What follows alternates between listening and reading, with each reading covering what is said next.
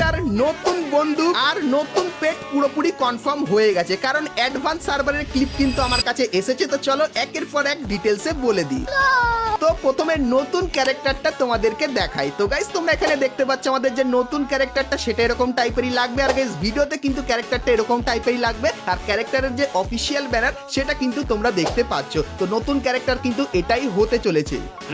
তো এরপরে গাইস নতুন বন্দুকটা দেখাই। তো গাইস তোমরা স্ক্রিনের উপর এখানে এই যে একটা বন্দুক দেখতে পাচ্ছ যার নাম হবে ওয়াটার গান। তো এটাই কিন্তু হতে চলেছে আমাদের নতুন বন্দুক, যেটা আপডেটের পর আসবে।